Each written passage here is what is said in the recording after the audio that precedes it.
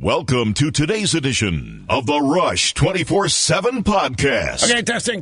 1, 2, 3. Okay, folks, we're in Los Angeles here as we have migrated. We have moved to the left coast in order to evacuate ground zero for Hurricane Matthew. And as always happens, we got to do some things live on the radio because what we do beforehand never holds. So this is called mix minus. Need to bring the audio up.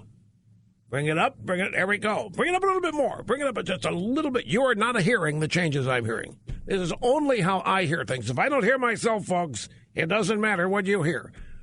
Okay, that sounds good. So as long as I'm here, doesn't matter where here is. We've come to the left coast, hopefully for just a couple of days. Great to have you here. Telephone numbers 800-282-2882. The email address lrushbaugh@eibnet.com.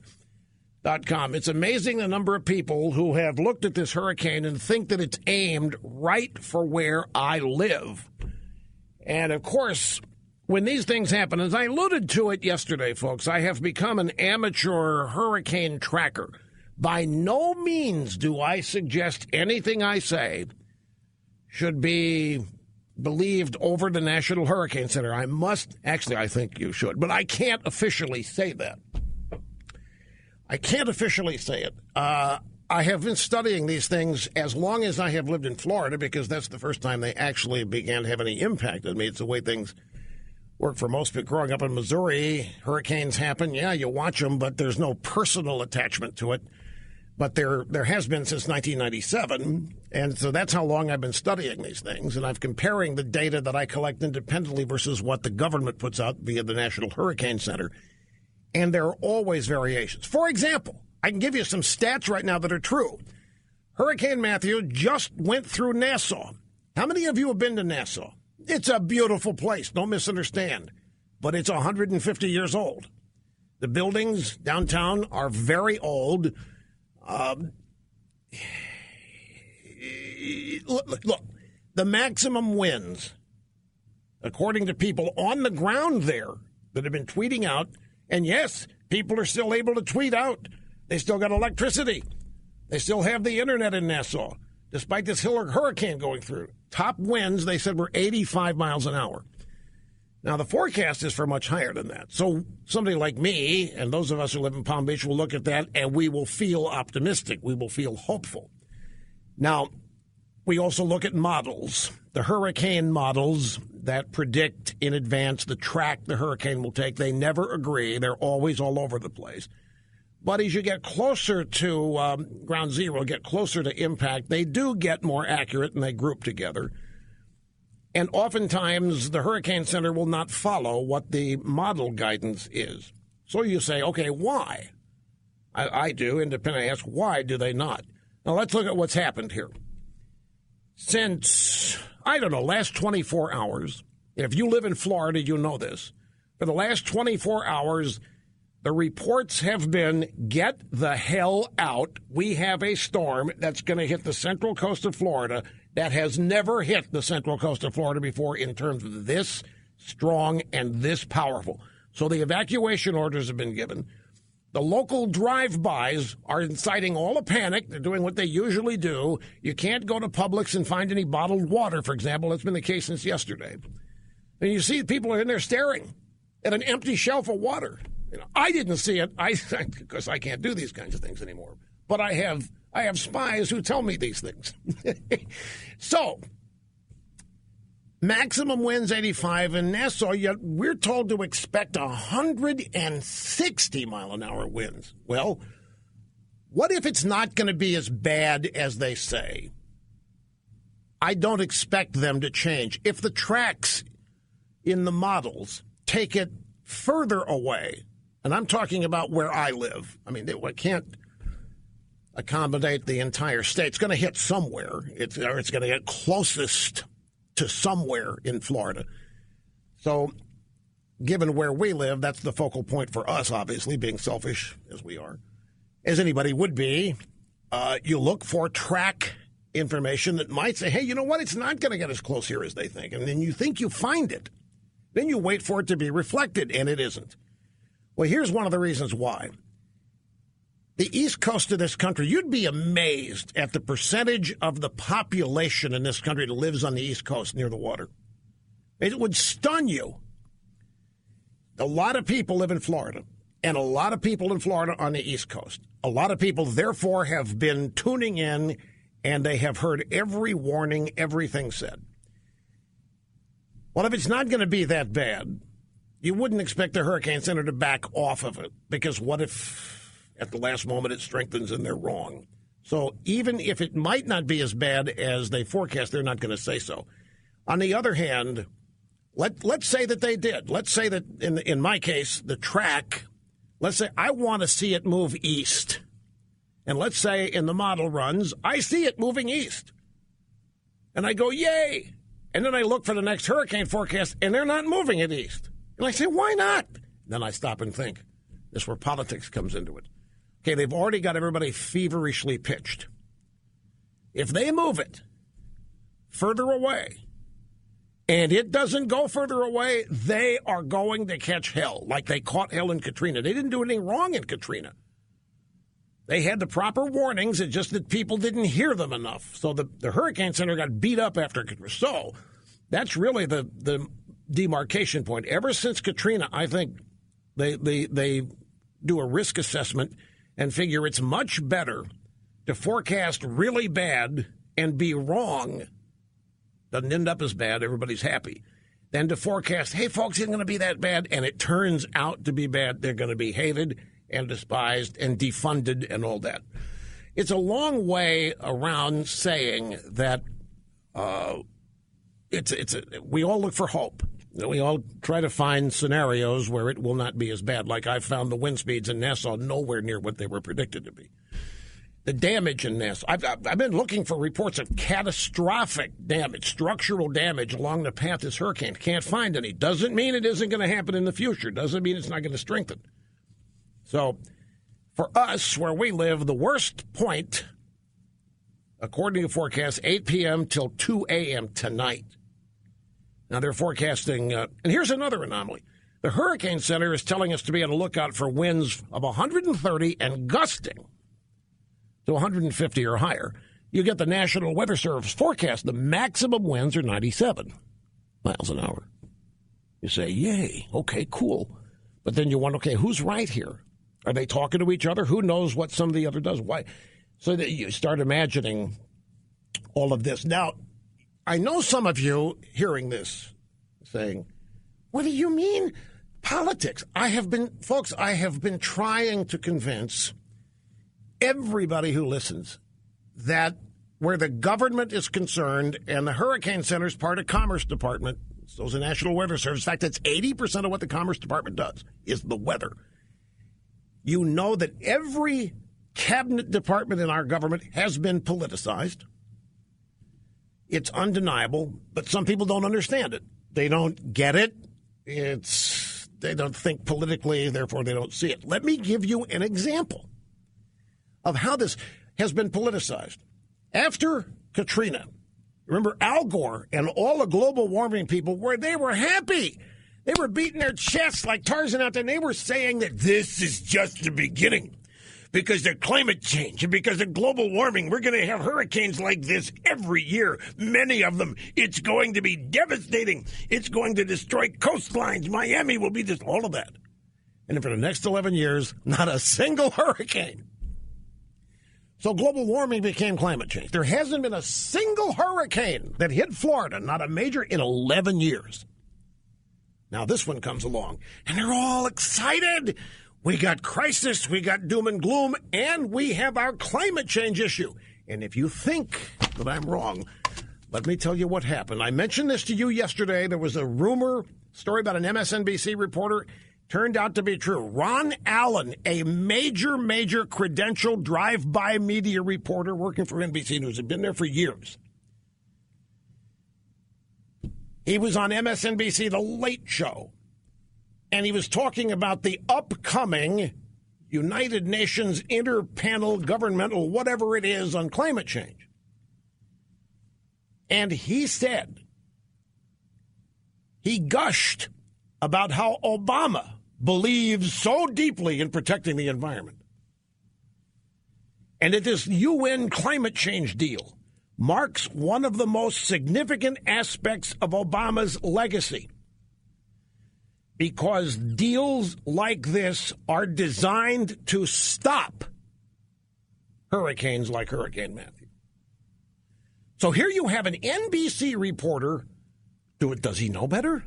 Is he really this dumb or ignorant to think that a piece of paper signed by a bunch of leftist nerds at the United Nations means the end of hurricanes? Because somehow that piece of paper signifies action that major governments are going to take to affect climate change. They have been predicting the end of the world since 1980. There hasn't been any significant warming in the last 15 years.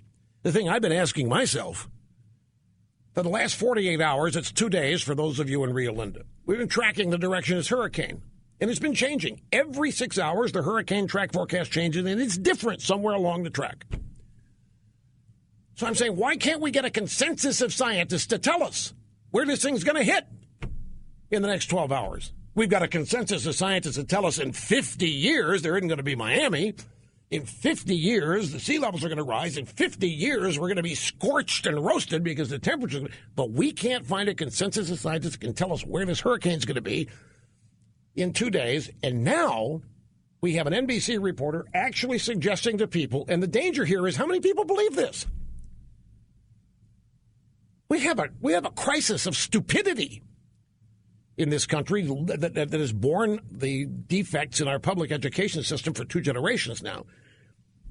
So here, an NBC reporter lauding Obama and his great work on climate change. By the way, I will not lose my place here. See, Obama yesterday said that he met with the Joint Chiefs, and the single greatest national security threat this nation faces is climate freaking change.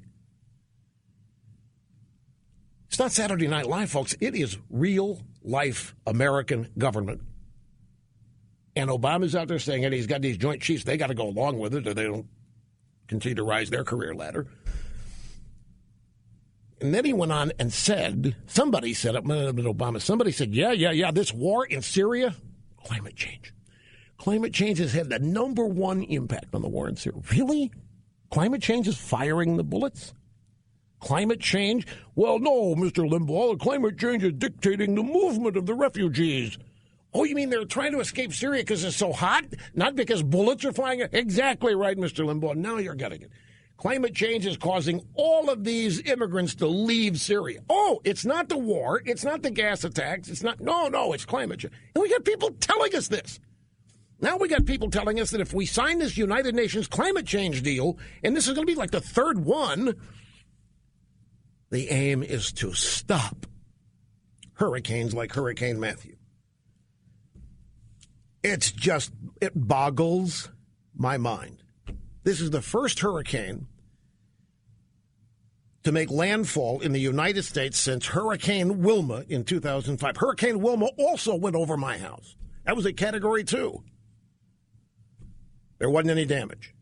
There were some trees down. It's obligatory you lose power, you lose the phone lines for a while, but there wasn't any structural damage. And that was 2005, so that's 11 years ago.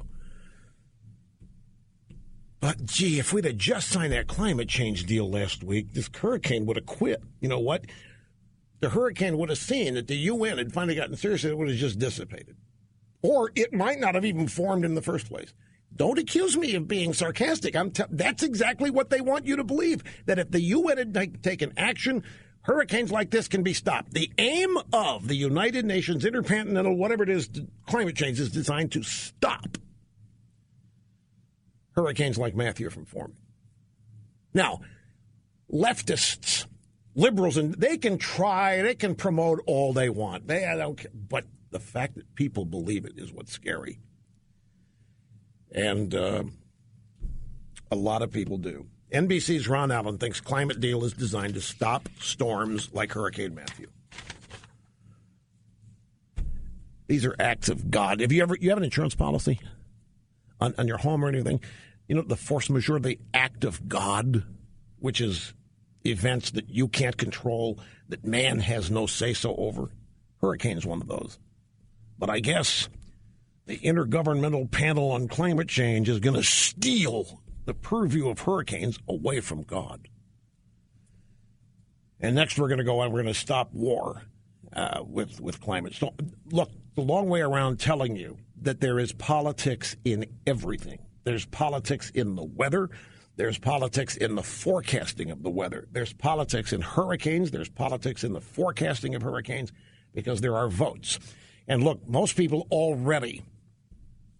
What do you think happened? Do you remember when you may not believe this, Port St. Lucie, which is one of the target areas. Remember some babe walks into a McDonald's and they're out of McNuggets? She called 911 wanting to speak to Obama to fix it.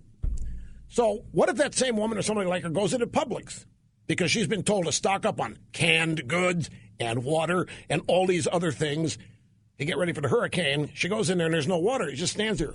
Well, what do I do? You ever thought about getting a jug and turning on the tap?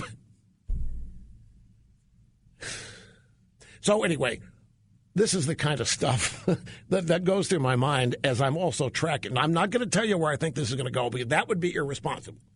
The Hurricane Center, they have a monopoly on this. If they tell us the winds in Nassau were 100 miles an hour, then that's what the official record's going to show. And I don't work for the Hurricane Center. I'm not a trained meteorologist, but I am the world's leading expert in dissecting liberals and liberalism. And it's everywhere. They are everywhere. And they are corrupting everything because they are infusing their political agenda into everything. You know what? Try this. Hillary Clinton, the campaign, has gone out and made a major media buy on the Weather Channel. Now, some people think, whoa, man, that's brilliant. I don't know. You're watching the Weather Channel because you really want to find out where the hell this thing's going and what. And all of a sudden, here comes a Clinton for president commercial talking about what a reprobate Trump is or whatever it is. Could backfire out there. By the way, we have Ditto Cam here. It's a strange angle. I'm not avoiding looking at you. It's just odd. I don't like looking to my left anyway, which I have to do here. But at least we have one. The makeshift studio, everybody did a great job getting this set up on a moment's notice. I mean, I didn't make the decision to leave until noon yesterday, right before the program started. Now I got to take a break. We'll do that. And see, folks, even in discussing a hurricane, I got the reasons you listen to this program front and center, right in the middle of it. Nobody does that. That's right. Back in just a second. Do not go away. From a secret bunker out on the left coast near Los Angeles, Rush Limbaugh, the Excellence in Broadcasting Network. Telephone number 800-282-2882. And everything's normal. You want to send an email, we'll check it. The new address, lrushbo@eibnet.us. Now, there's all kinds of other stuff going on in the news today that's not all hurricane. And I know most of you are not affected by the hurricane, and so it doesn't have the immediate interest to you that the presidential campaign does. You see, that's why, even in discussing the hurricane, I was able to infuse politics, because the left puts it there. And you're going to start saying that, well, the UN panel, man, if we just sign that deal, it's designed to stop hurricanes. It's just it's so stupid. You know, it's the kind of, I felt the same way reading that I felt watching this vice presidential debate theater. It just insulted me. It's so beneath the dignity of the people of this country to watch something like that go on.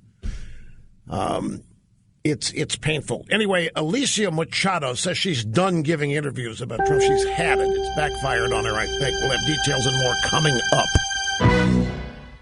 Executing assigned host duties flawlessly, zero mistakes. And as always, half my brain tied behind my back, just to make it fair. 800-282-2882 if you want to be on the program. Yesterday on this program, we had Mike Pence, the vice presidential running mate for Donald Trump. And we talked to him about the fact that one of the points that drive-bys were making about his debate performance. Remember, everybody raved about it. It was great. Oh, it was so good. He was better than Trump. He made Trump mad, they said. Trump was said to be unhappy that Pence did so well because it meant that Trump had to work harder and that he was outshined and so forth. And then they started speculating why Pence didn't really fire back on some of the insults that Kaine was throwing out about Trump.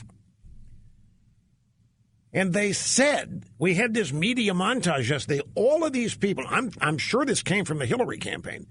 They put out this that everybody in the drive-by was saying, yeah, well, Pence was setting himself up for his own presidential run in 2020. That's what Pence was doing. Pence knows that it's a lost cause. Pence knows that Trump's already lost this thing. Pence knows that Trump's not going to win this. He's setting himself up for 2020. And they all were saying this. So I said, where does this come from? Did all of these drive-by reporters just independently come up with that theory? No way. I'm telling you, it came from the Hillary campaign. The Hillary campaign issues talking points because the media is nothing more than the Hillary campaign. The media is just a bunch of Democrat Party hacks disguised as journalists for the most part. So, Hillary campaign puts out talking points. Hey, Pence obviously setting himself up for 2020. We had a montage. At least 10 of these reporters said it. Now, why would Hillary put it out? Well, put it out there that Pence already knows this is over, that Hillary's a lock for 2016, that he's already looking for his own fortunes in the year 2020. And that's what they did. So on this program, we interviewed Pence. We laughed about it. We joked about it. You heard it if you were listening here. In fact, grab somebody number 2. We'll play this first because this is the portion of the interview yesterday conducted with Pence, and I want you to hear what they do with this.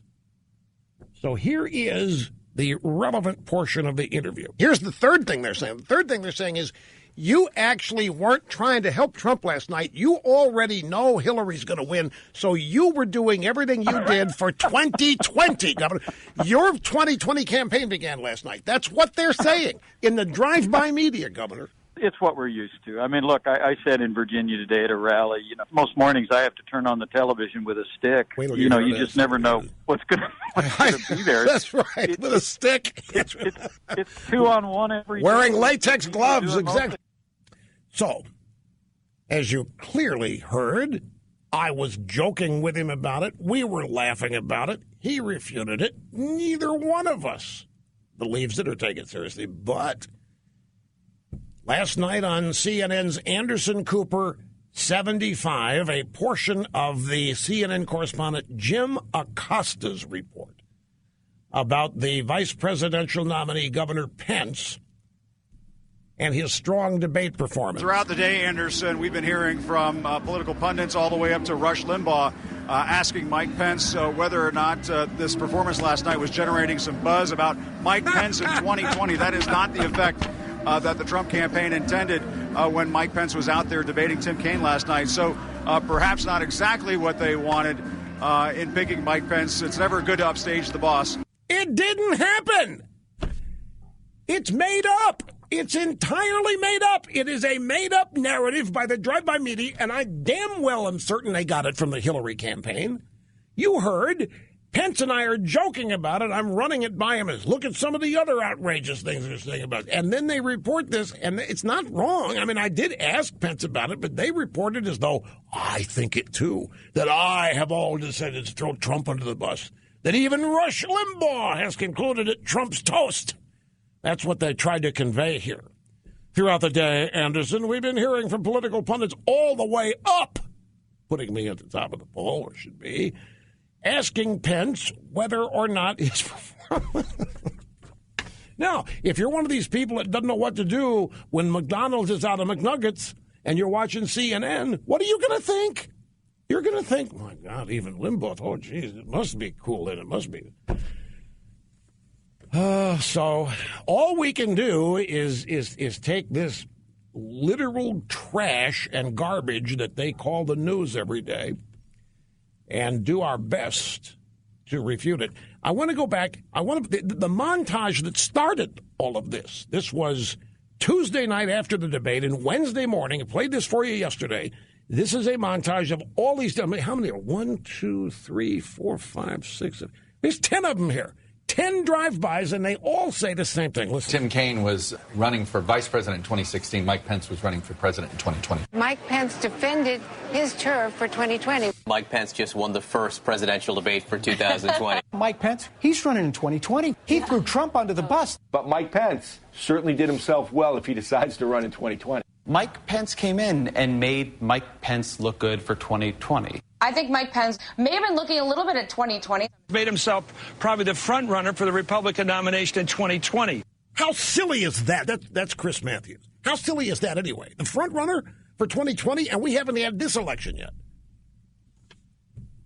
But still, where did all of these people here, do you think they independently concluded that Pence was setting himself up for 2020? There's no way. This had to come from the Clinton campaign or some Democrat organization somewhere, and they ran with it. So I asked Pence about it, and then CNN reports, yeah, even Limbaugh.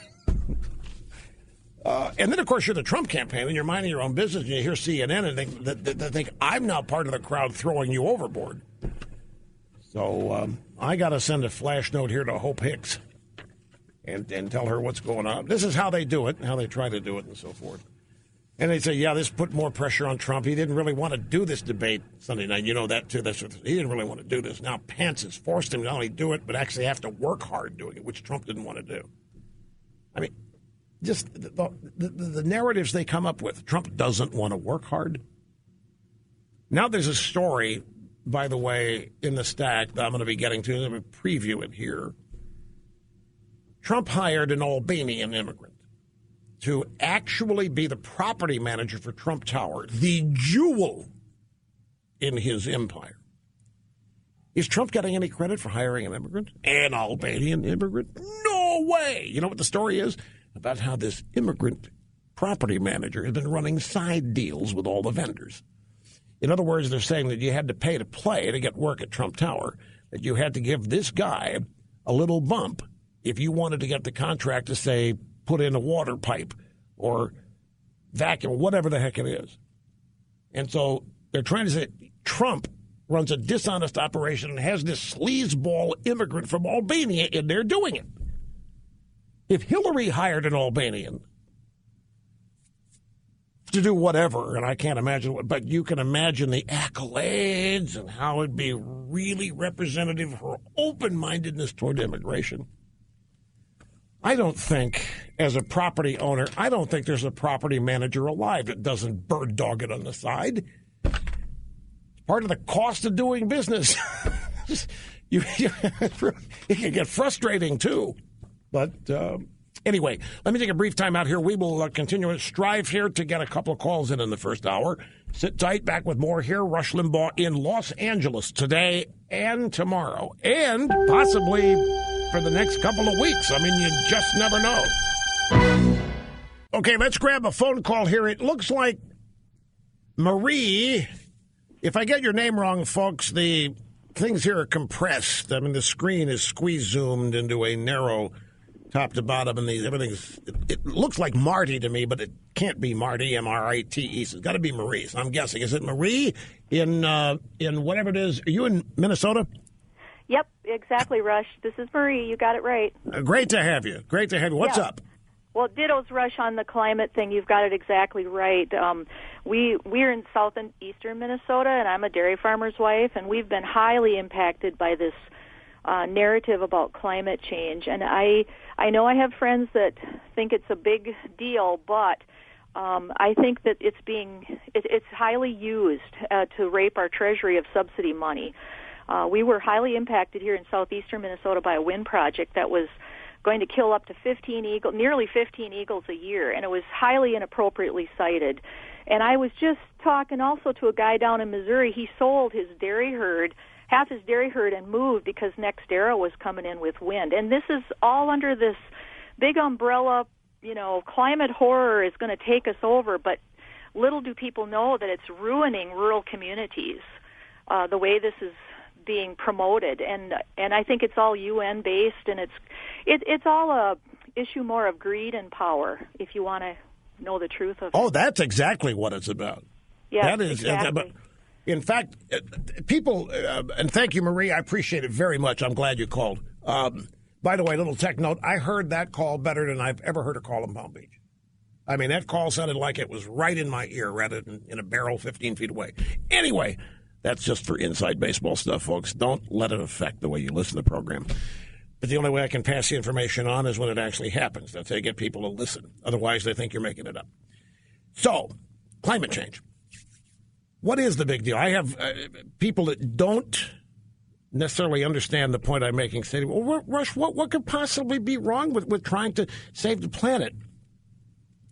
And do you really think, I ask people, do you really think, because this is what they want you to believe, that the way you are living your life is going to destroy the climate? Do you think, let's say that President Obama wanted to do the exact opposite. Let's say that any president wanted to destroy the climate.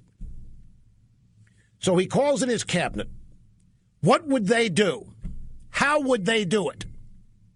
Have you ever heard anybody explain how they would destroy it? Because they claim we're doing it.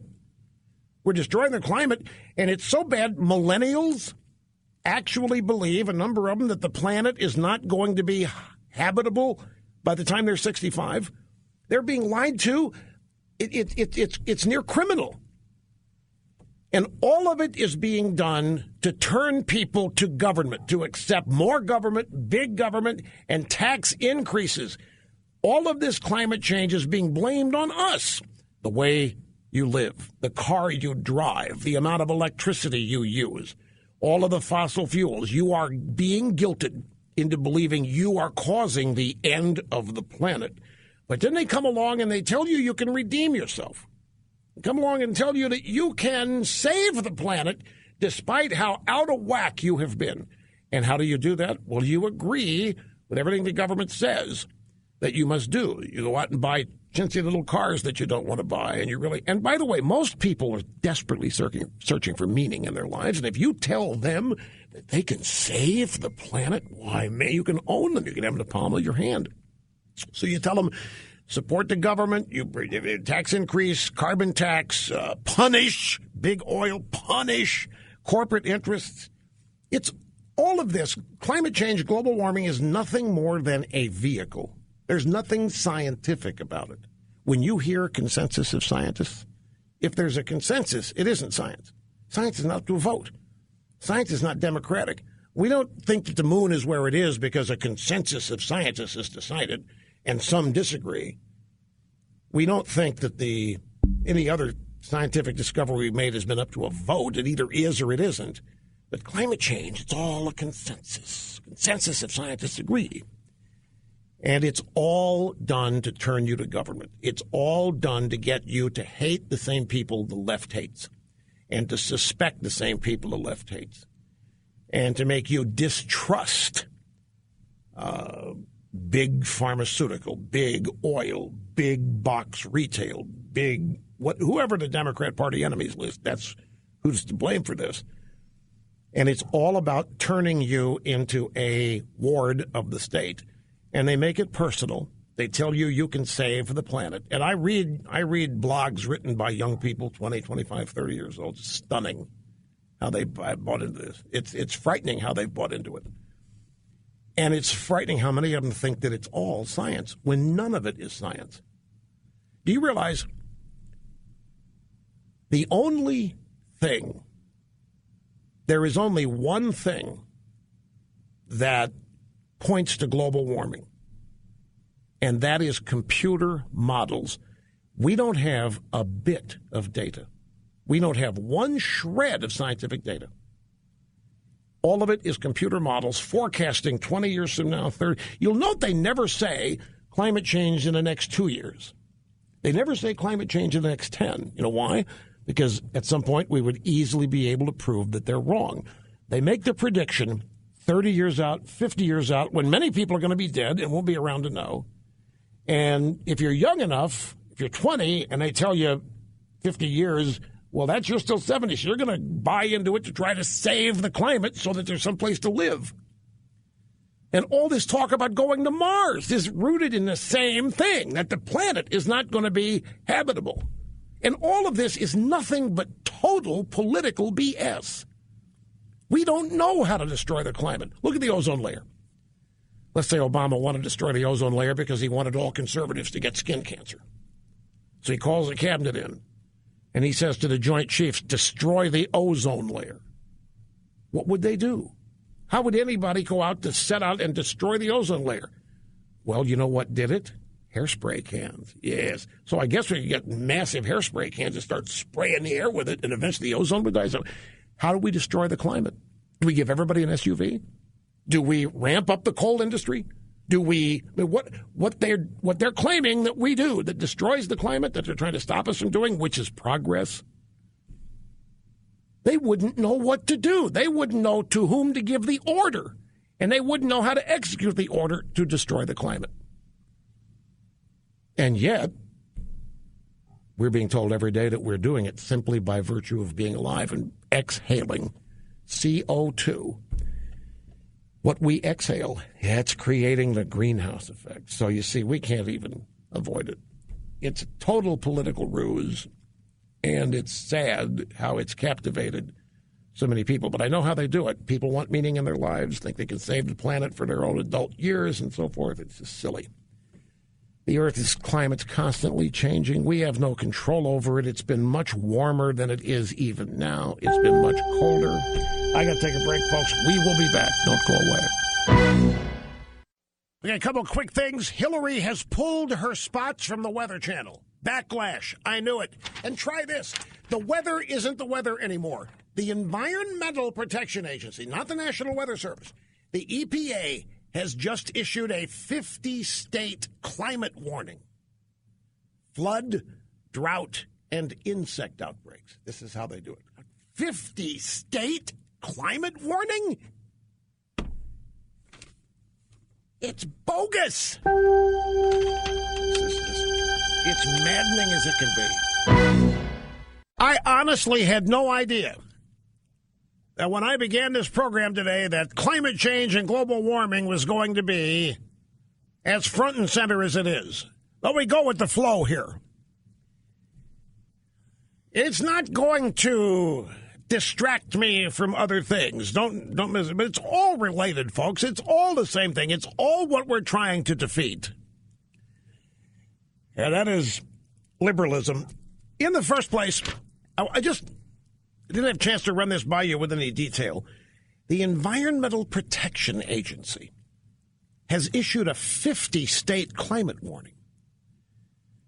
Floods, drought, insect outbreaks. What in the name of Sam Hill is this? A 50-state climate warning that happens to be the whole country? Have you ever heard of a climate warning? What do you think you're going to have to do here? It's not stay inside. You're going to have to comply. You're going to have to change the way you live. Who's going to get blamed for this?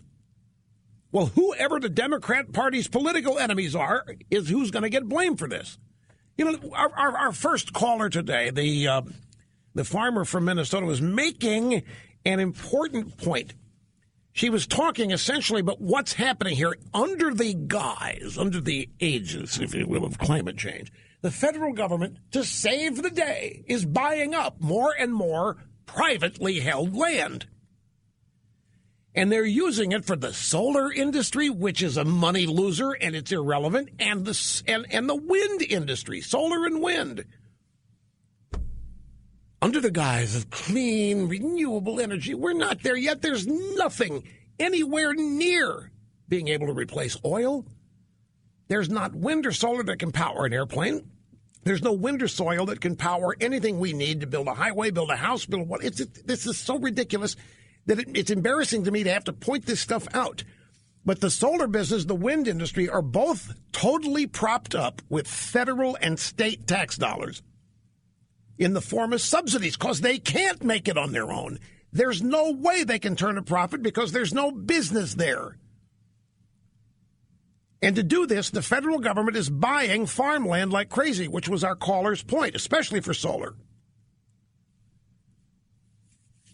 Solar is, look at it as a crop.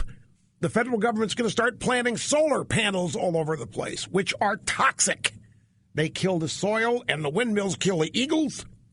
as she was talking about. And all of this is going to lead to higher prices for food because there's going to be less land usable to grow crops. But all of this is being done to pay back big donors to the Democrat Party. It's just silly. It's like, if I may repeat my point about the consensus of scientists, this hurricane. We got this Hurricane Matthew just trucking up its track here, but they still don't know where it's actually going to hit. There isn't a consensus of scientists that can tell us 12 hours out where this hurricane is going to make landfall. But they want to tell us that a consensus of scientists can tell us what the global temperature is going to be and the sea levels are going to be in 50 years when most of us are dead and won't be around to know whether they lied to us or not. And then they tell us we're responsible for it. It's our fault by virtue of the way we live. Can I give an example of that? Let's say that you're on a cruise ship and you get mad at something and you go to the edge of you spit in the ocean. And the global warming, see, you are affecting the oceans. You just spit in it.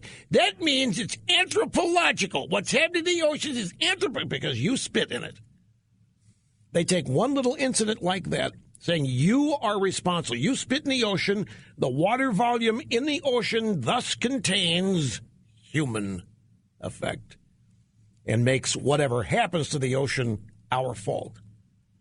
It's idiotic.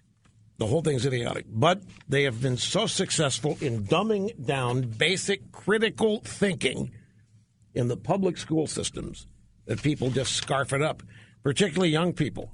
Does it shock you like it shocks me when you learn that there are some 25 and 30-year-olds who really have been made to believe that the planet will not be habitable when they're 65 and under 30 to 40 years? Where is the planet uninhabitable now other than where it's always been, the North Pole, South Pole, and even that we can live there because we learned to adapt. Anybody wants to, they can. You might run into a bunch of ice looking for evidence of global warming on your way down there, but you can still live there. You can live in the Sahara Desert if you want to. The whole story of humanity is adapting. But we are being treated to humanity as just a bunch of walking neophytes incapable of doing anything. And if you are a rugged individualist or if you're self-reliant, they are going to come for you as somebody that can't be trusted, somebody that doesn't care.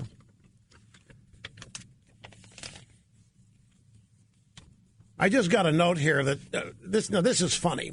I got a guy out there who said that he can hear IFB comments. He just heard somebody say, stay inside. Did anybody in there just say, stay inside? Well, what? Oh, the broadcast engineer. Oh, that's right. So, Mamone, be careful. Everything you say is going out over the air. This is why normally when we're in Florida, we do not grant the support staff their own microphones. Why can't we hear these people you're talking to? Because it's the stream, not the actual radio show. That would make sense. Okay. We'll leave it up. It's going to be interesting. It's a change for people streaming the program. Let them wonder what it is. As I said, ladies, I did not think that climate change is going to be such an issue. But here, look at this. If you missed the first hour, we've already heard where an NBC reporter actually characterized the latest UN climate deal as designed to stop hurricanes like Matthew. Piece of paper in the United Nations. Okay. From the Daily Caller. President Obama said that global warming contributed to the Syrian civil war, shifting some of the blame for the deadly conflict from the Assad regime to people driving SUVs. Well, that's what they claim is causing the greenhouse effect, all the CO2 emissions. Obama said, this is the South by South lawn event at the White House. It was on Monday. There's already been some interesting work, not definitive but powerful, showing that the drought that happened in Syria contributed to the unrest in the Syrian civil war. There you have it. So, Syrian civil war is not because there's an evil dictator that does mean things. No. it's because of climate change. It's incomprehensibly idiotic. And yet, did you see, how many of you people watch the TV show Madam Secretary? Madam Secretary airs on Sunday nights, 8 o'clock, something like that. And it really, the show began. It's like in its 4th year, 3rd year, whatever it is. Its design was to get Hillary Clinton elected president. Madam Secretary, she was Secretary of State when the show started. Taya Leone is the star, and it's designed to get everybody comfortable with a female Secretary of State becoming advisor to the president. It's filled with left-wing politics. And the opening of, I was talking about this, how the left has polluted all of these once really fine TV shows to the point you don't want to watch them anymore. And the first episode of Madam Secretary was exactly about that, pushing the global warming agenda through the State Department, advising a Republican president that the greatest threat the nation faced was climate change, and even though he didn't believe, he's got to do something, he's got to come to terms with this, about saving dams, but it's pervasive, it's everywhere. And I think one of the explanations for Trump is that anybody in Washington, in the establishment, these insiders, they all fall for this stuff. And they all put, Republicans, Democrats, they all push this stuff because it ultimately makes government bigger. It ultimately makes government more powerful. It ultimately turns people to government for solutions rather than relying on themselves. It turns people into robots. It turns them into mind-numbed robots with the government having all the answers, all the solutions. Government makes most of the messes that we have, and then people turn to the government to fix it.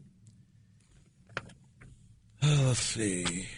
It is an interesting story that's juxtaposed with Obama and the climate change war in Syria. And when I saw this today, I kind of did a double take because I was shocked. It's an AP story. They have something called the Big Story, which is supposed to be a more important story than anything else they do during the day. This is the AP Big Story. Now, everything AP does, you're supposed to pay attention, but this, you are really supposed to pay attention to this. And the headline to this one is, once lauded as a peacemaker, Obama's tenure fraught with war. You remember in 2009, this would be Obama's first term. Remember when he got the Nobel Peace Prize? And he hadn't done anything. And we all laughed about it and said, well, we know what these next 8 years are going to be. I mean, this was totally on the come. Obama hadn't done diddly squat, but he was a blank canvas, and you could make him be whatever you wanted to be if you were hated Bush and hated the Iraq War and thought the country was in the wrong tracks. Here comes his savior, Barack Obama. And the world bought into it. Nobel Peace Prize. Now they're thinking of taking it back because there are more wars going on with more American involvement than even during the evil George W. Bush. And the AP story, of all stories, points this out. 7 years ago this week, when a young American president learned he'd been awarded the Nobel Peace Prize barely 9 months into his term, a somewhat embarrassed Obama asked his aides to write an acceptance speech that addressed the awkwardness of it. I don't think that he was embarrassed at all. Obama's not the kind of guy who gets embarrassed with accolades. He expects them. This is the exact kind of thing that he thinks that he should be getting every week. Plaudits, credit for greatness and supremacy and superiority. You read further, he is the erstwhile anti-war candidate now engaged in more theaters of war than his predecessor. Who lauded Obama as a peacemaker? He was, remember, he was a peacemaker. He was going to unify us. We're going to be post-racial. We're going to be post-political. We're going to be post-partisan. The world was going to love us again. And now Obama drones you to death if he doesn't like you. In fact, Hillary wanted to drone Julian Assange. So Julian Assange, when he canceled his personal appearance, the drone was going to get him. Hillary says, I don't recall wanting to drone Julian Assange, right? Well, you didn't recall before the grand jury either.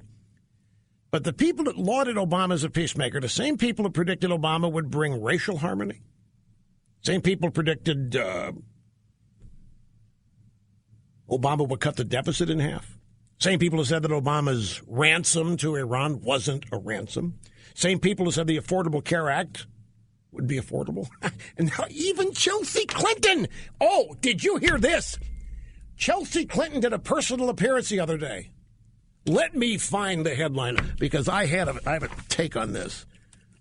Here it is. Luck shines on me. 125 people turn out for Chelsea Clinton in Iowa. That's about as many as show up to hear her mother. But I think the headline is wrong.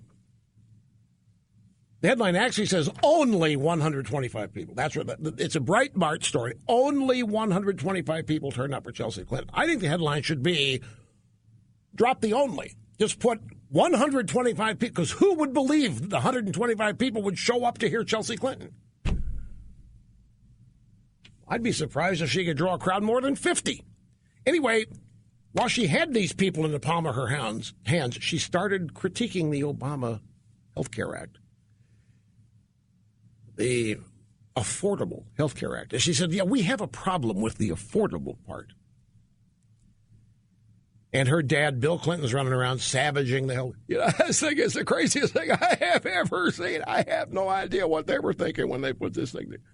So why are all these Democrats now running down Obamacare? Don't get the wrong idea, folks. It's not because they genuinely see something wrong with it. Because if you listen carefully as I do, when they talk about what we need to do to fix it, it's not get rid of it and turn it back to the private sector. No. We need to go single payer. That was the mistake. We didn't put the government in charge of all of it. That's what we need to do. The government needs to be the insurer, the only insurer. The government needs to take over, get rid of the insurance companies, get rid of the private sector insurance market, let the government take it over, full-fledged Canada. Can you see? Single payer is what they're advocating, which is what it was intended to be from it was designed to fail. It was designed to do exactly what it's doing. It was designed to be unaffordable. It was designed to have people unable to buy it and create a crisis and have people, you got to fix it. You got to fix it. I don't have any health insurance. All right, I'll tell you, how about if you just had to go to government to get, would that be? That'd be great if I could do that, but don't make me go to a website. Fine, we'll handle that for you, too. So the government does it all. So it's right on schedule. Designed to fail. It was built in. The high costs were built in. Running the insurance industry out of the business, built into it. So now here the Clintons, what they think is on the cusp of Hillary becoming the next POTUS, setting the stage for single-payer health care. And I must take another brief time out. We'll take that, our obscene profit break, I call them. More phone calls coming up when we get back. Don't go away. It's Rush Limbaugh in Los Angeles, behind the golden EIB microphone to Omaha. This is, well, your name is grayed out. I can't see your name, but welcome to the program. Great to have you here. Hi. Hi, Rush. It's Mo in Omaha, Nebraska. How are you? Fine. What did you say your name is? Mo. Short for Morris. M.O. Okay, great. Yep. Welcome to the program, sir. Yeah, glad to be here. I'll get right to the point. It's kind of off subject from global warming, but I want to talk about this whole, we've just spent the last 5 days or whatever complaining about Trump and his failure to pay taxes. 5 years ago, remember the close personal friend of Obama, Warren Buffett, said yes. Guys like me should pay more taxes. Remember that? Yeah, I do. And yet, 5 years later, he hasn't paid voluntarily any more taxes. He's not a villain, you know. And another point I want to make about that, if you're one of his investors, many of whom are worth tens, if not hundreds of millions of dollars, can you imagine having him advocating for you paying more taxes? I just can't even believe I was hearing that. So anyways, you know, I would call this hypocrisy in the media, but I don't, because they're not media, and these are just tactics. They're doing exactly what they want to do. There's no point trying to convince them that they're hypocrites, because that's not what they are. These are tactics in an ideological exactly. war. And that, by the way, that is why the hypocrisy angle on the left doesn't work. I can't recall anything off the top of my head. I've got 2 or 3 examples of Democrat liberal hypocrisy just today. I'll find them. And I look at them and I say, you know, it's going to be effective. Oh, I know what one of them is. You know, I've got a story here that back in 2005, I've got a whole story on how Tim Kaine was so opposed to illegal immigration. He was more opposed to it than anybody alive today. Tim Kaine, the current vice presidential nominee. Okay, so I've told you, is it going to change the way, if you are a person that's destined to vote for Hillary, for whatever reason, and I convince you, I tell you, you know, this Kaine guy, her vice president, you realize back in the day, he was a huge, before he became a person with a national agenda, before he had national aspirations, he was agreeing with all of us on illegal immigration. It was a violation of law. We had to stop it. Oh, really? Well, okay. What does he think now? Well, I don't know what he really thinks, but what he says is he's all for it. The whole charge of hypocrisy doesn't work on them because they are allowed to get away with it. They are said to have grown in office or what have you. It's like both Al Gore and Bill Clinton, when they were senators and governor, were among the biggest pro-lifers because that's what it took to get elected. Senator from Kentucky, from Tennessee, Governor Arkansas, you had to be pro-life. They both were, proudly and big time. The minute they both had national aspirations, they had to go pro-choice. And not so much for the people, but to get the money from the feminists and the Now Gang, the nags, and so forth. Same thing with Kaine. So those stories are all over the place about the hypocrisy. But I've never found it to be effective as a tool in persuading people to not vote for them or to not support them. It just doesn't work. Hypocrisy always ends up nailing Republicans. On this tax business, it's the same thing with Trump's taxes.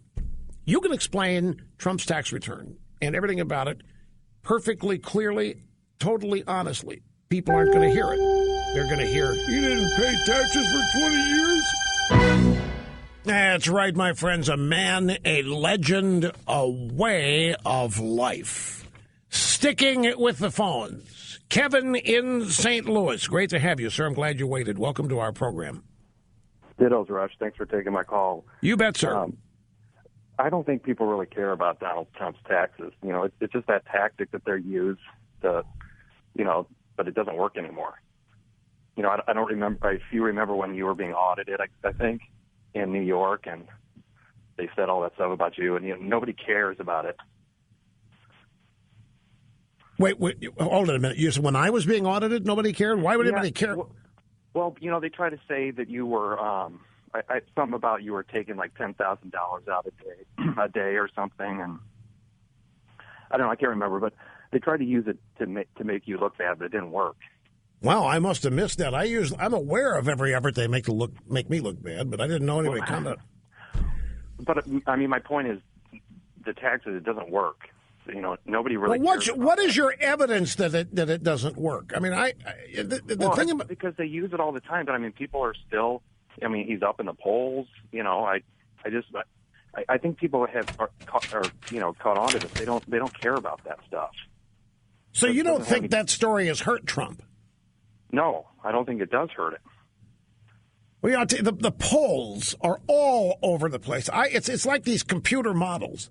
For example, the Bible is the real clear politics average of polls. That's what all of the establishment types aim you at. Because that's not just one poll. That's an average of all of the major polls, and it's the trend that you look at, not the day-to-day result. But yet I've got some polls here that are not included in it. For example, and there's recent Reuters and Ipsos polling that's not in the state real clear politics averages. You've got the states, individual, and then they average them out, then the national. In Colorado, Trump up 45-43. Nobody's talking about it. Arizona, Trump 46, Clinton 44. Nobody's talking about it. Georgia, Trump 51, Clinton 38. These are not in the RCP averages. In Iowa, Trump 49, Clinton 42. All we're hearing is that Trump's biting the bullet wherever he's supposedly biting the bullet, and his debate performance just was a death blow. And the taxes. I mean, they're trying to make the case that the fact that Trump hasn't paid taxes or whatever it is 20 years, and nobody knows that, by the way. They're just extrapolating from 3 pages of a tax return that had multiple hundreds of pages in it. So, but it works. I've always thought that it works. I've always thought, because taxes are one of these things that would you be surprised if I told you, I'm pretty sure, I can't say for certain, but I think Warren Buffett is still arguing over a tax bill he's got of $1 billion. Now, nobody gets mad at Warren Buffett for owing taxes. They love Warren Buffett because Warren Buffett's out there saying guys like him are not paying enough taxes. And that's how you keep the wolves from baying at your door. If you're a rich guy, the best thing you can do is demand tax increases on the rich. That way the poor will leave you alone. The middle class and media will leave you alone. But he owes $1 billion in back taxes. I mean, these things do seem to work on Republicans. They do seem to, with certain Democrat voters anyway. And it all boils down to the fairness issue and the equality issue. And I hope you're right. I hope it doesn't have that kind. All of this stuff, by the way, folks, to me, when you look, our first caller from Minnesota today about the impact on privately held farmland and all that for subsidizing wind and solar. And it's not just Democrats that are bought off this way. Republican politicians are contributed to heavily by climate change, global warming, environmentalist wackos. And that's how they're brought on board with this. And that's why an outsider like Trump is so appealing to so many people. Because it's just, after so many years now, it's just suspected by most people that there simply is no way to change the direction Washington's going or the country's going or to do anything about that small group of establishment elitists in both parties ended up running things for themselves to ensure, like the bank bailouts were for themselves and the corporate bailouts were for themselves and so forth. But there hasn't been a real wage increase for average Americans 15 years. And the same people are now demanding that the flood of illegal immigrants continue. So people feel the deck is being totally stacked against them. And the Democrats have various things in their playbook to go after opponents. Taxes is one of them. Now, I don't think it's going to take an ardent Trump supporter. I don't think it's going to make an ardent Trump supporter abandon Trump. But Trump's going to need more than just his ardent supporters if he's going to win. And so you don't know how to judge this stuff. His rallies are still overflowing with people, and the excitement is beyond being able to measure. The overflow crowds outside satellite offices or satellite locations where they have TV screens for people to see the Trump rallies. There's Hillary out drawing 500 if she shows up somewhere. So it's hard to get a handle on it. Then you have the debate like we had with Hillary and Trump, where he, in the first 30 minutes of that debate, owned it. It was his debate totally.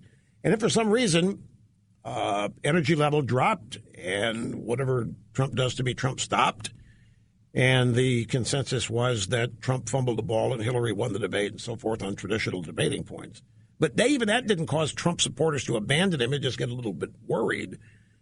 So I hope you're right that this tax business is not a harmful thing. My experience has been that it is, that it always works. Look at Harry Reid and Mitt Romney. If you want evidence of how it works, here's Harry Reid, senator in Nevada, and he calls a press conference and he has a friend told him that Mitt Romney hadn't paid taxes in 10 years. So the media says, well, who's your friend? Who can we call to ask? How do you know? And Harry Reid says, no, you need to go ask Trump or Romney why he hasn't paid his taxes in 10 years. And that's what they did. They went out and said, why haven't you paid taxes in 10 years? Instead of demanding proof. And then after the election was over, Harry Reid said, I didn't have any proof, but I don't care, we won. But it worked because here's a rich guy, Mitt Romney, one of the finest people you'd ever run into, was made out to be a tax cheat. A guy hated animals and didn't respect his employees. With just 3 ads and so forth. Let's see. Who's next? This is Bill in Southampton. Call from the Hamptons here. This is cool. Bill, how are you? Welcome to the program. Hey, Rush. My take on both debates was that we were on the defensive and we didn't take it to them. And so, I would like what would you advise Trump in the next debate to go on the offensive? And if you think I'm right, or even if you could pretend that what I'm thinking is right, it just seemed like we were on our heels rather than taking it to him. Well, this is interesting. Do you even think that about Pence? I do. I mean, because it was all about, well, what did Trump, how could you justify what Trump said? Like you just indicated, we don't care. He's filling stadiums. Tens of millions of people support him. So, what's the problem here? How come Kaine didn't get the memo that the American people want change? You mean Pence? No, I'm saying... Oh, you mean Pence should say that. Pence should have said that. Okay. That's my point. Okay, so even if I don't agree, he wants me to pretend I agree and then suggest what to do. Yes, sir. Okay. Well, now, hang on here. Because the premise is a good premise. You can never advance the ball on defense. You're absolutely right about that. And particularly if you go into the prevent defense, where you're going to let them gain a bunch of ground, but you're not going to let them score. The prevent defense prevents victory. And being put on the defense, it seems to work every time they try it. And all it takes is Hillary with these constant allegations about Trump and why he didn't pay his taxes and what it could possibly mean, or some of the other quotes about what he said about Mexicans and others. And then here's Kaine repeating the same thing to Pence, and you're mad that Pence didn't fire back. What? Okay, let's for a moment here. Let's assume you're right that Pence was on defense. But how would you think he should deal? What should he do to get off of the defensive position or posture there in the midst of Kaine's attacks? Dismiss it. Say, look at Trump's. The message is resonating with tens of millions of Americans. I don't want to hear about any of this. This is old school politics. We're beyond that, just as your previous caller said. We're beyond all of that junk. And let's talk about the issues, but I tell you, there's something going on in America. People are responding to Trump. He won the Republican nomination. Let's get off of this accusations and name-calling, blah, blah, blah. Right. Yep, undeniable. Well, okay, let's then go back to Trump. So Trump is up there, and Hillary's going through these imaginary reasons why he didn't pay his taxes. She's actually, I thought, threw him 2 or 3 hanging curveballs that he didn't even take a swing at. Amen. The foundation, Benghazi, her incompetence as Secretary of State. Her deplorables comment. Selling access to foreign governments and individuals in advance of her becoming president. He didn't go there. I don't know why. I don't know if it slipped his mind. I don't know if he'd made a strategic decision. Some people are saying now that he did this on purpose because he's going to come Sunday night. He's going to unload like you haven't seen. And he was just setting everybody up by going docile the last half of the debate on Sunday. I don't know about that. But look, there's a point that I agree with you to a point that you never do any good being put on the defensive and staying there. And for some reason, our side seems to be afraid to go on offense because they've been so savaged. If you dare go out and criticize Hillary Clinton, they'll call you attacking the girl. You've been unfairly attacking the girl or unfairly attacking her husband, and it becomes a whole different media narrative. You become a reprobate for a whole different reason. And it seems to have worked into silencing a number of Republicans, into not criticizing, in even extending to not defending themselves. But I'm a big believer in going on offense, and I think Hillary Clinton is the ideal target on whom to go on offense. I think she is vulnerable. She is not liked. She's not overwhelmingly popular. She is not the most qualified woman ever to seek the office. What an absurd claim. She's not the smartest woman in the world, and there's evidence to back up all these claims. But more than that, when Kaine's going through his litany of things that Trump said and Pence is not defending, it seems to me that the simplest, best way to go after Kaine or Hillary is just to say, why are you even running? If things are so good now, why are you talking about all this change? We're in a mess in this country, and it's because of what you think. We're in a mess because of your party. We're in a mess, Mrs. Clinton, because you've been there. You are responsible for this economy. You're responsible for foreign policy. You're responsible for the massive illegal immigration. You believe in it. I think it would be so easy to turn the tables because nobody in America is happy right now. Everybody thinks the country's headed in the wrong direction. There's a reason for it. We are where we are because of policies implemented by Barack Obama and the Democrat Party. How hard is it to say that? But apparently it is. I think, I like the term sitting ducks, I think they're really vulnerable on the status quo and the fact that they are the architects of it. Just the story today, we're in more wars right now than George Bush ever dreamed of having us in. Anyway, look, I appreciate the call, Bill. I got to take a brief time out, a little long here in this segment. We will continue in mere moments before you know it. Well, no sooner than I say I think the tax business works than I have been informed. Wait just a second. Apparently Frank Luntz and one of his recent focus groups, that was CBS This Morning, that's the latest Frank Luntz focus group, and he said that most of the focus group people that he convened sided with Donald Trump, that nobody wants to pay taxes. Luntz told CBS This Morning they are more upset over Hillary Clinton's emails than they are about Trump's tax returns. Luntz said that the people in his focus group said nobody wants to pay taxes as long as you don't break the law, as long as you didn't do anything unethical. Taxpayers are fed up with the tax code. They actually don't hold him responsible for that. Okay, so that's a Luntz focus group. Take it for what you will. Let me tell you what really irritates me on this tax business is the way and the Clintons are responsible for this because they changed the vernacular. Tax increases, tax payments have become contributions, have become investments.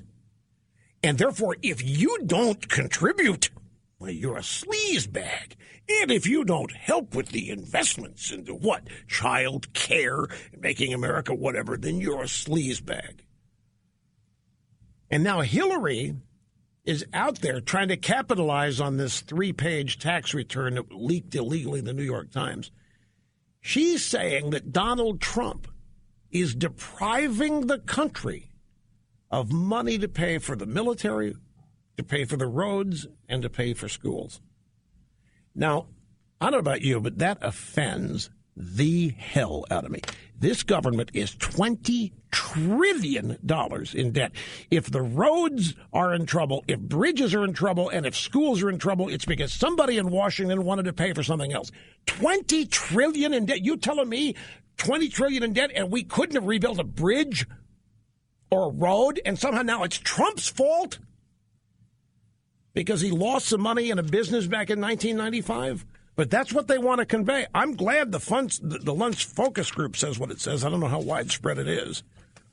But there's also, I've got to take a break. I can't float this one. Back in just a second, folks. Don't go away.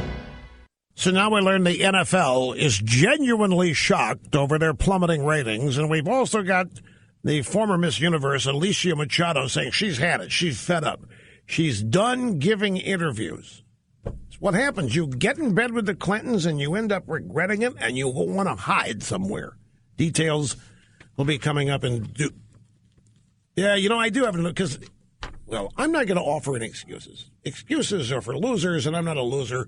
But they're looking at the clock at an angle here, and I thought, but there's still not enough time to delve deeply. But here's the Alicia Machado story, and it's from the UK Daily Mail. She says that she's done giving interviews about fat shaming after her life story has unraveled. Yeah, she got in bed with the Clintons. The Clintons used her, and nobody's got a clean and pure as the wind-driven snow past. And so hers has been dredged up. She's not going to give any more interviews on the way Trump treated her, and she's had it. And this is after Hillary Clinton spotlighted her, not Donald Trump. So if you end up in the Clinton zip code, folks, you're going to end up in a shanty shack with no way out. Yes, this is it right here.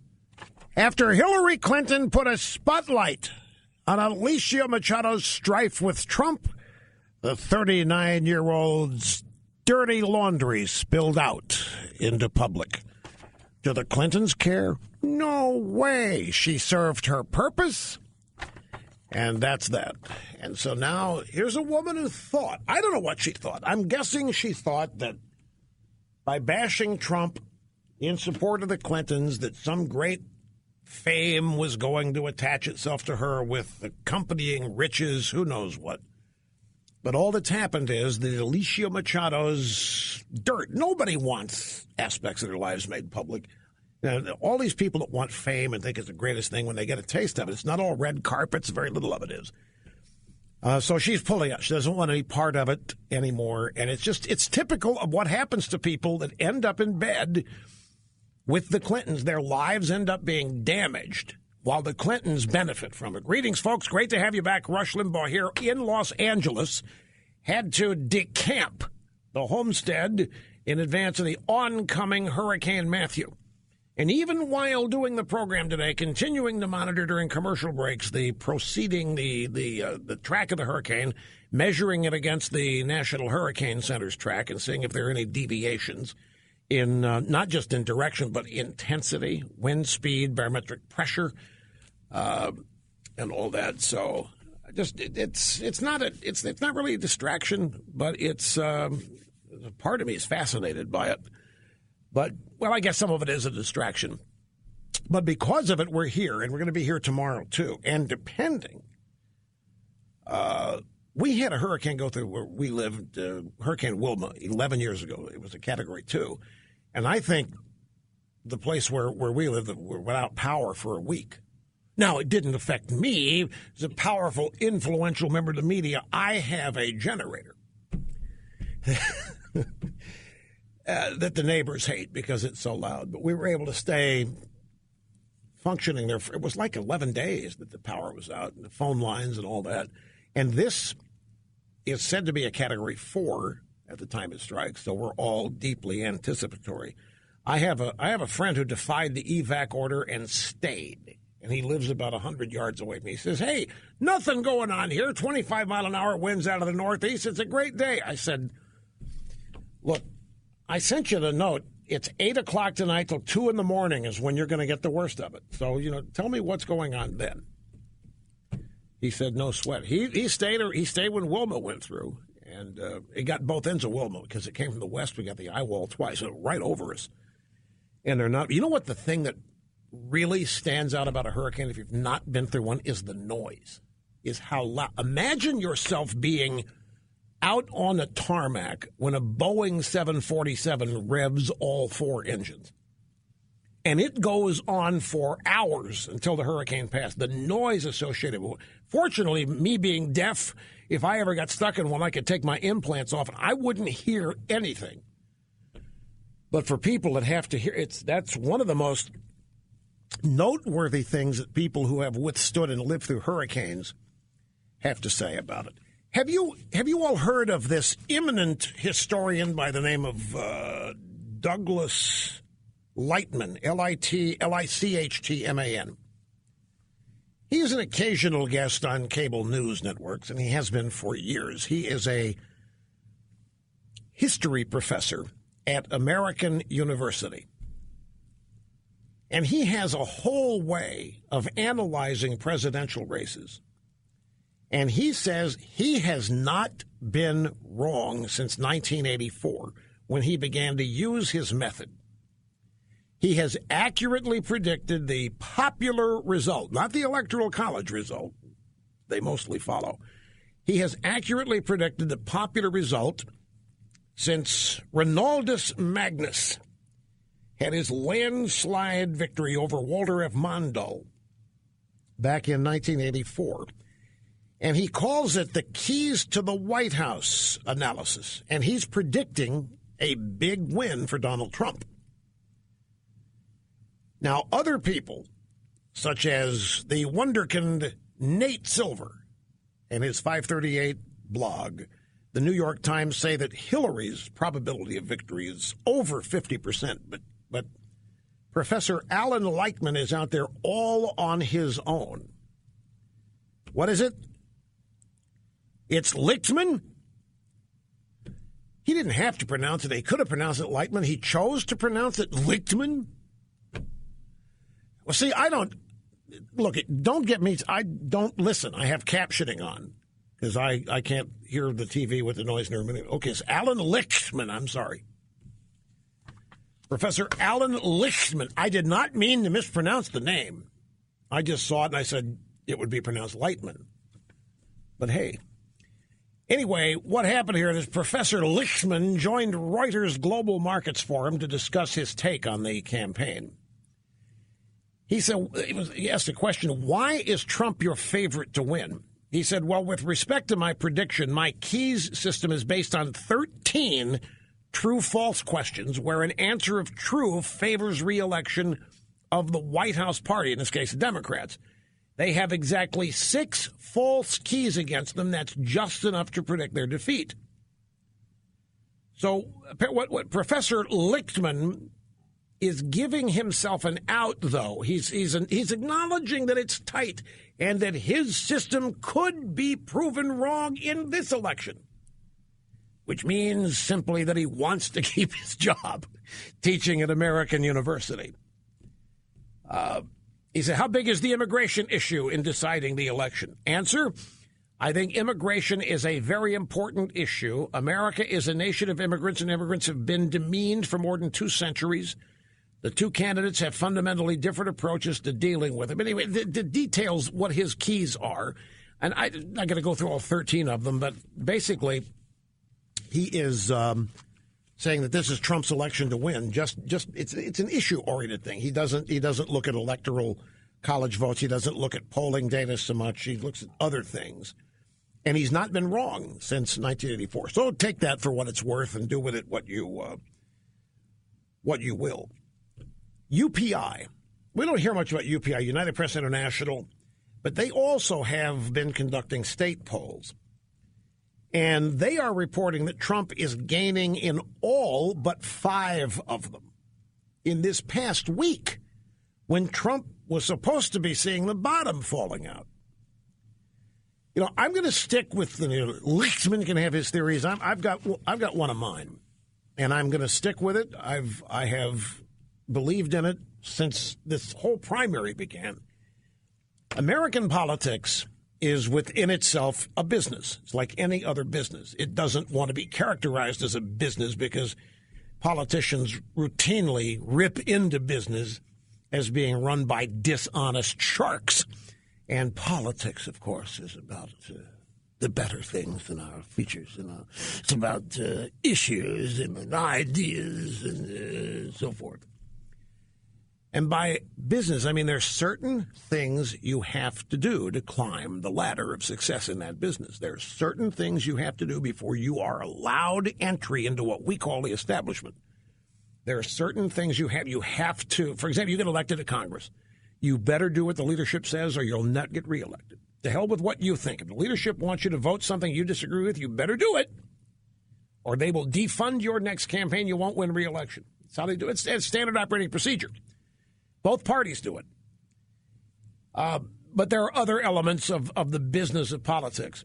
Trump isn't a part of any of it, and yet he's being judged by the same measures and rubric that somebody in politics would be judged.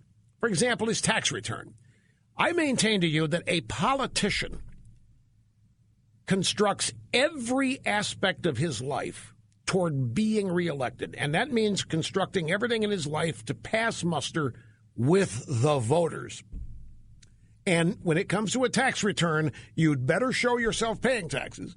You'd better show your income comes from your congressional or Senate salary. You had better show that you don't donate to charity here and there. And you had better not have it seen that you're on the take from anybody. And politicians release their tax returns, and they're analyzed by others in the media who are also in the business of politics. But Trump has never been in politics. He has never once lived his life or constructed his life to be judged in the political realm. His advancement, his climbing his own success ladder is far different than what people in politics have to do. In politics, you have to make it look like you are totally subservient to the people, when in fact that's the last thing you are. In politics, you have to make it look like you like kissing babies and you love putting on a coat and tie to go to a pork loin barbecue on a Sunday. You have to look like you love this stuff.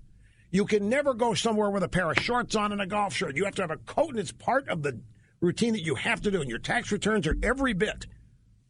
You have to structure them a certain way. Trump hasn't done any of this. He hasn't lived his life as though he's a politician and though it's going to be covered as a politician. He hasn't lived his life, so if it's learned about and discovered, then it's going to be measured the way we measure politicians. But now he's running for the presidency, and so the people that don't want him to win are judging him and putting him into the political business or rubric and judging him accordingly when you can't. You simply can't. And the proof of that is they have not been able to convince Trump supporters to abandon him no matter what they've done. Trump can't even make them abandon him.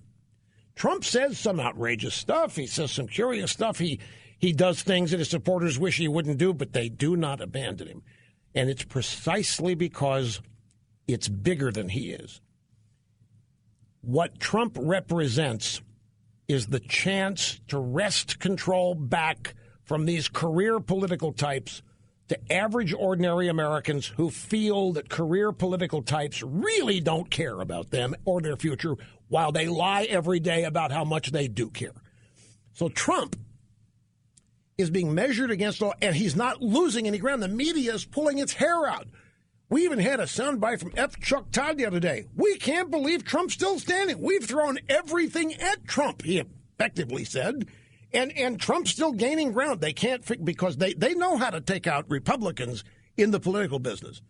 And they're trying the same things they used to take out Romney, the same things they used to destroy George W. Bush, the same things they used on any number of people that work, but they're not working on Trump. And so I maintain to you that any attempt to assess this campaign by plugging Trump into, including his debate performances, by plugging Trump into the same system that we're judging career politicians by, is causing the analysts here to totally miss what may be going on with Trump. And I'll tell you that one of the big things, and I know this because a Washington Post reporter gave this away, one of the things that the career politicians are really worried about, half the people in this country don't vote. A full 50% of the eligible voters don't vote. And we know this with statistical data. We also know this because every 4 years, various politicians and media wring their hands. It's so bad for our democracy. Half our people are not voting. What can we do? So there's early voting, and there's voter registration, there's illegal immigration, anything we can do to ramp up voter participation. 50% don't. They don't vote because they don't think it's going to matter. They don't think their vote counts. They think they're powerless against this massive Washington establishment, and it just doesn't matter, and they don't even want to waste time paying attention. Then Trump comes along. And what they're worried about is that some of that 50% is going to show up and vote for Trump when they don't ever vote. They're hard to find, hard to poll.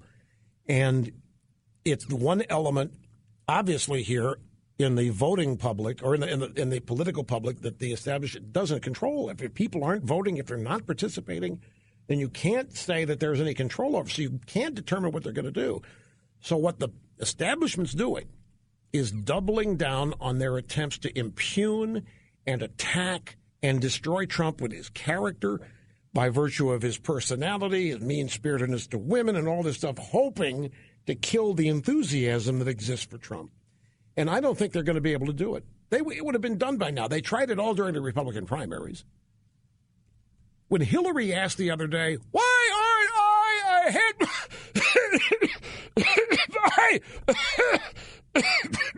50 points, she meant it. They're sitting there thinking they can't believe this guy is still standing and still has a chance. But like our previous caller, it still doesn't exempt Trump. His supporters still want him to go out and kick butt, and they don't think he did. against Hillary in the first debate. They think he phoned it in the last half. They don't know why. Nobody does. But that's the only risk that Trump runs. Trump, I don't think, a lot of people disagree with me on this, by the way, but I don't think the drive-bys can destroy Trump. Trump is the only guy that can do that.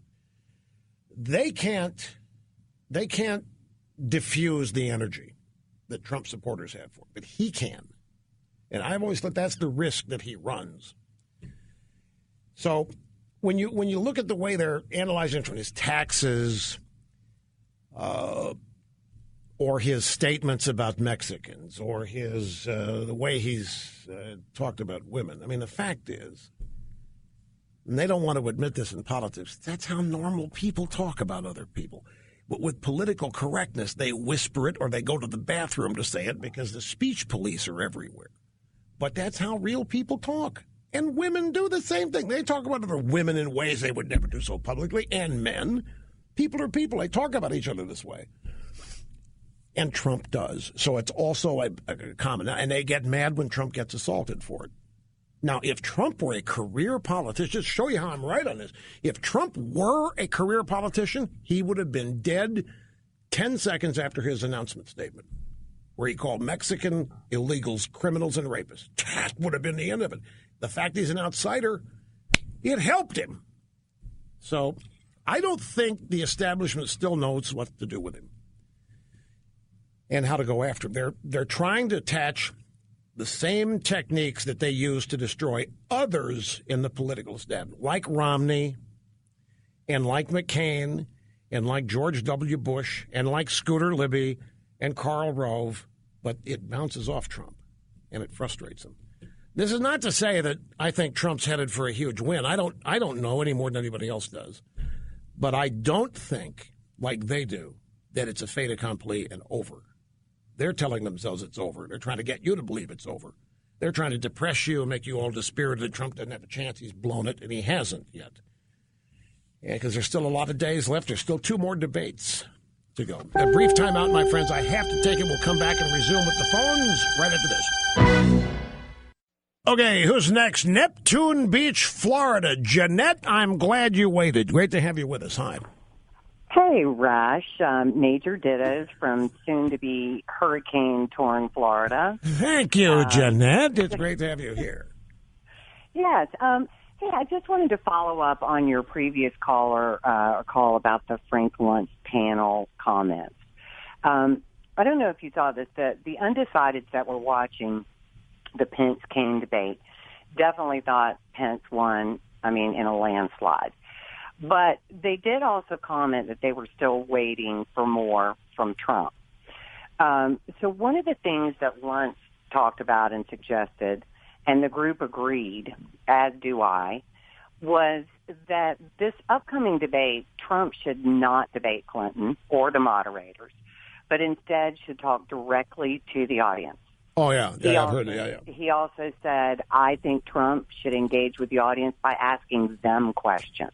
Wait, who said this? One of the focus group people said this? Frank Luntz said it. He laid out like 5 points, and one of the key ones was... Oh, Luntz said it. Okay. Yeah, but the audience agreed.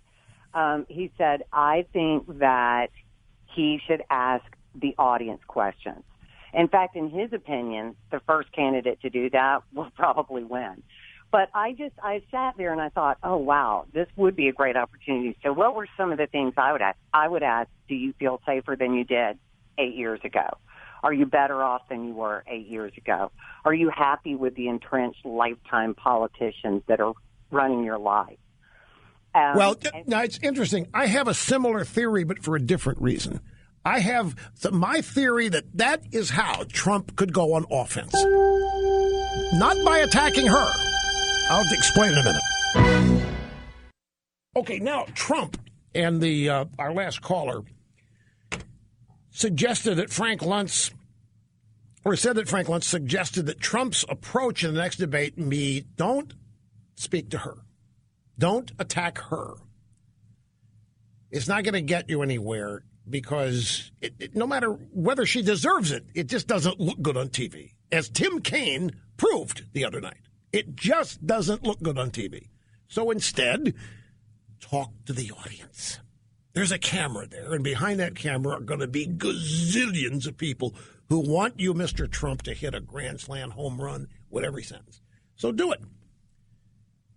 And you can look at Mrs. Clinton and say, why would we want any more of this? We are here tonight precisely because we all have a problem for what currently passes for policy in Washington, D.C. and life in America. And I think this constitutes going on offense. Now, too many people, like Trump, his personality is this. If you attack Trump, he's not going to sit there and take it. He's an alpha male. He's going to come right back at you, and he's going to keep coming back at you. Now, in this case, that's what the Clintons want because they know how that looks on TV. As I say, Tim Kaine proved it. Grab soundbite. This is funny. Dana Bash on CNN last night on the Situation Room. It's Wolf Blitzer show. And Blitzer says, audio soundbite number 9, Donald Trump just added a town hall tomorrow in New Hampshire to his campaign schedule. Sunday debate, also a town hall. Dana, what are you hearing? How is Trump preparing to launch a fresh round of attacks against Hillary? Just in terms of the performance aspect, which, as we learned last night, preparation does matter and makes a big difference because Pence worked very hard on it. But Donald Trump, I'm told, cannot and will not be convinced to change his prep and the way that he does it. And so he's not going to do a mock debate. He's not going to have a formal person playing Hillary Clinton. It's just not going to happen. He runs the debate room, the debate prep room, which is basically a conference room sitting around the table, and that's it. So they are horrified. They're literally horrified. They want you to think they're horrified. CNN, that Trump isn't going to make any changes. Because in their world, Trump got his clock cleaned in the last debate, and anybody would make changes. They find out Trump's supposedly not going to make changes. We'll see. But again, you have to judge like that analysis of Trump. Remember, she would say this about somebody in politics. To her, it's inconceivable you wouldn't do a fake debate. It's inconceivable you wouldn't rehearse. It's inconceivable to Dana Bash that you wouldn't have a bunch of advisors tell you what you think. It's just inconceivable that you wouldn't rehearse a bunch of times, have somebody pretend to be Hillary. But Trump is not of that world. Trump doesn't think that he's deficient. Trump doesn't think that he's lacking. Trump doesn't think he needs advisors to tell him what he thinks. Trump is supremely, eminently confident. And he doesn't want to do it the way everybody does it in politics because that's not the world he lives in. Good or bad, I'm telling you that's who he is. And now he's looking at this. But he still can go on offense without interrupting her and challenging her unless she just, if a big, fat, slow-pitch softball's hanging out there, you've got to go for it. But other than that, and talk to the audience, go on offense, and just tie her to everything people think is wrong. Dishonesty, the lack of jobs, all these millennials still living in their basements with their parents upstairs, whatever it is. And remember what got him there, being an outsider and having a confident fix for the things that are wrong.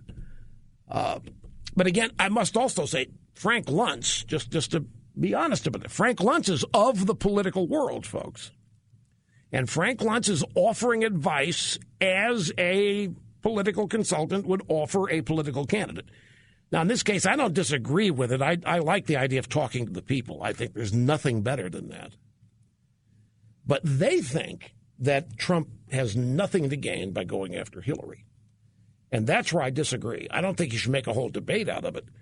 But you realize how many people in this country think the Clintons have gotten away with everything and they haven't been held to account for anything? And you've got Bill with the women. You've got Hillary with Benghazi. Trump may lose some money, but she loses people's lives. She loses emails. She loses lives. 4 people dead in Benghazi. She said, what difference does it make now? There's all kinds of vulnerabilities that he could go after, especially if she tees them up herself. So I think it'd be a combination of things. We'll see. These debates, folks, are like when your favorite sports team plays. You're just scared to death they're going to blow it. You're a Steelers fan. They're in the Super Bowl. You just know they're going to blow it. Oh, my God, you start the day. Oh, my God, they're going to blow it. You hope and pray they don't. In a debate like this, guarantee you, every one of you people watching this, if at any time you think Trump's blowing it, you'll think you could be there and you could be knocking it out of the park. The great make anybody think they can do it. That's one of the aspects of greatness. They make it look easy. But in this case, it's going to be a lot of people are so invested in this. And one of the things they're invested in is the Clintons being held accountable, because they haven't been for over 20 years. And if Trump can find a way to do that, he struck gold and can build on even that he has now. Brief, again, obscene profit breaking. Right back. Here is Matt in Greeley, Colorado, as we head back to the phones. I'm glad you waited, sir. Hello. Mega mucho ditto, Senor Rush. I'm a Latino voter in Colorado. Thank you, puppy. Great to have you here. Hey, Rush, the only thing I wanted to say was, do you think that they're going to change, or Trump will try to change his delivery? Because I tell you what, he's saying some of the same things that Bill Clinton has said in the past about immigration, but his delivery, as you know, delivery from a message can be everything. And I think Trump's like a bad paper boy. Sometimes the news is the same, but he throws the paper through the window. I like that analogy. What would you have Trump do to change his delivery? Well, I like the fact of looking at the camera, or looking at the audience, and I think that if he would say stuff like, "Look, listen," right there, those two little words, and I think that the American people would stop, and they would actually listen to some of the things that he would say, just tweak him a little bit. I think that Mr. Trump is saying some great things, but I just wish he would tweak it a little bit. Do you think Trump does a disservice to himself when he talks about his greatness, when he talks about how he has succeeded wildly more than anybody else? These are great business. Nobody's done it as great as I'm. Do people laugh at that, or are some of them put off by it? I think some folks are put off by it, and I'd rather him focus on. Hey, listen, this is what's wrong with our country. This is what Hillary has done in the past. Well, I'm going to tell you, look, I agree with it, but there's nobody else doing that but him. I mean, you don't even have Republicans doing it. That's what he owns that. I agree with you. He should stay focused on that, because that's why he's assembled the crowd that he has. Now, on this delivery business, what I find fascinating about this, it's not uncommon, but you notice the callers that we've had today, they all want Trump to be great. They're not mad. They're not ready to throw Trump overboard. They want Trump to kick butt. They want Trump to do so well, and so they want to offer advice. And I appreciate that. I think that he's aware of that, too. But it wouldn't help. I mean, it wouldn't hurt. It wouldn't hurt if somebody were to remind him just how many millions of people are hoping that he does well and investing in him and so forth, because it could have the effect that you want in terms of delivery or his focus, such as looking at the camera and that kind of thing. Anyway, we've got tomorrow to discuss this, too. The program never ends, folks. Never's over. Just takes a 21-hour break now and then. But we have to take another one now. Be right back and wrap it up.